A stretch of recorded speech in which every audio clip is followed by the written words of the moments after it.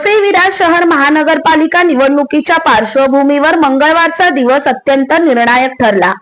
उमेदवारी अर्ज दाखल करण्याचा हा अंतिम दिवस असल्याने संपूर्ण शहरात राजकीय हालचालींना प्रचंड वेग आला होता। सकाळपासूनच विविध पक्षांच्या कार्यालयात इच्छुक उमेदवारांची गर्दी दिसून येत होती। शेवटच्या क्षणापर्यंत तिकीट मिळेल या आशेवर अनेकांनी धावपळ केली, मात्र ऐनवेळी काही इच्छुकांचे तिकीट कापले गेल्याने राजकीय असंतोष उफाळून आला आणि या नाराजांनी थेट विरोधी पक्षांची वाट धरली।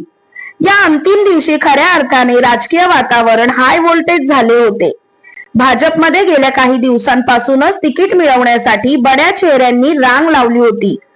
लोकसंपर्क दांडगा असलेल्या काही आयाराम नेत्यांना भाजपने उमेदवारी दिल्याने अनेक निष्ठावंत कार्यकर्त्यांची संधी हिरावली गेली।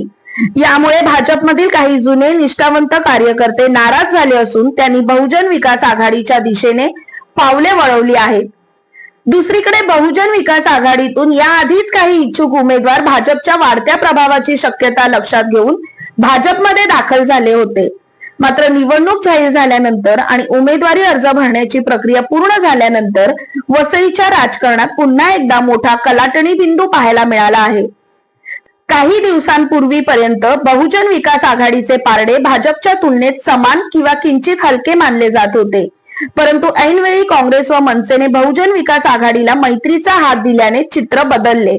विशेष म्हणजे नालासोपारा मतदारसंघातील वजनदार चेहरा म्हणून ओळखले जाणारे धनंजय गावडे यांनी बहुजन विकास आघाडीशी हात मिळवणी केल्याने या आघाडीचे राजकीय वजन लक्षणीयरित्या वाढले आहे।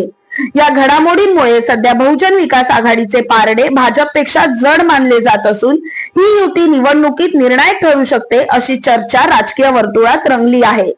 धन्यवाद। चॅनलला लाईक, शेअर, सबस्क्राईब जरूर करा।